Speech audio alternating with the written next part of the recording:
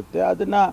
ಅದನ್ನೇ ಕಾನೂನು ಸುವ್ಯವಸ್ಥೆ ಹಾಳಾಗಿದೆ ಅಂತ ಹೇಳೋದು ಸರಿ ಇಲ್ಲ ಅಂತ ನನಗನ್ಸುತ್ತೆ. ಸರ್, ಇನ್ನೊಂದು ಮಾತು ಹೇಳ್ತಾರೆ, ಈ ಕಾಂಗ್ರೆಸ್ ಸರ್ಕಾರ ಅಧಿಕಾರಕ್ಕೆ ಬಂದಾಗೆಲ್ಲ ಈ ರೀತಿ ಆಗ್ತಾ ಇರೋ ಘಟನೆಗಳಾಗ್ತಾನೆ ಇರುತ್ತೆ. ನಾನು ಅಂಕಿಅಂಶ ಕೊಡ್ತೇನೆ. ಭಾರತೀಯ ಜನತಾ ಪಾರ್ಟಿ ಅಧಿಕಾರದಲ್ಲಿದ್ದಾಗ ಎಲ್ಲೆಲ್ಲಿ ಇಂತಹ ಘಟನೆಗಳಾಯಿತು ಅದೆಲ್ಲ ಅಂಕಿಅಂಶಗಳನ್ನು ಸಂದರ್ಭ ಬಂದಾಗ ಕೊಡ್ತೀನಿ. ಪಾಪ ಬರ್ತಿದ್ದಾರೆ ಬಿ ಜೆ ಪಿಯವರು, ಅವರ ಆಡಳಿತದಲ್ಲಿ ಆದಂಥ ಘಟನೆಗಳನ್ನು ಮರೆತುಬಿಟ್ಟಿದ್ದಾರೆ. ಅವರು ಎಷ್ಟು ಮರ್ಡರ್ಗಳಾಗಿತ್ತು, ಎಷ್ಟು ಆಗಿತ್ತು, ಇದೆಲ್ಲವನ್ನು ಇರುತ್ತೆ.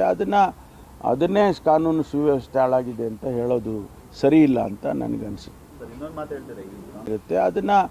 ಅದನ್ನೇ ಕಾನೂನು ಸುವ್ಯವಸ್ಥೆ ಹಾಳಾಗಿದೆ ಅಂತ ಹೇಳೋದು ಸರಿ ಇಲ್ಲ ಅಂತ ನನಗನ್ಸುತ್ತೆ. ಸರ್, ಇನ್ನೊಂದು ಮಾತು ಹೇಳ್ತಾರೆ, ಈ ಕಾಂಗ್ರೆಸ್ ಸರ್ಕಾರ ಅಧಿಕಾರಕ್ಕೆ ಬಂದಾಗೆಲ್ಲ ಈ ರೀತಿ ಆಗ್ತಾ ಇರೋ ಘಟನೆಗಳಾಗ್ತಾನೆ ಇರುತ್ತೆ. ನಾನು ಅಂಕಿಅಂಶ ಕೊಡ್ತೇನೆ. ಭಾರತೀಯ ಜನತಾ ಪಾರ್ಟಿ ಅಧಿಕಾರದಲ್ಲಿದ್ದಾಗ ಎಲ್ಲೆಲ್ಲಿ ಇಂತಹ ಘಟನೆಗಳಾಯಿತು ಅದೆಲ್ಲ ಅಂಕಿಅಂಶಗಳನ್ನು ಸಂದರ್ಭ ಬಂದಾಗ ಕೊಡ್ತೀನಿ. ಪಾಪ ಬರ್ತಿದ್ದಾರೆ ಬಿ ಜೆ ಪಿಯವರು, ಅವರ ಆಡಳಿತದಲ್ಲಿ ಆದಂಥ ಘಟನೆಗಳನ್ನು ಮರೆತುಬಿಟ್ಟಿದ್ದಾರೆ. ಅವರು ಎಷ್ಟು ಮರ್ಡರ್ಗಳಾಗಿತ್ತು, ಎಷ್ಟು ಆಗಿತ್ತು, ಇದೆಲ್ಲವನ್ನು ಇರುತ್ತೆ.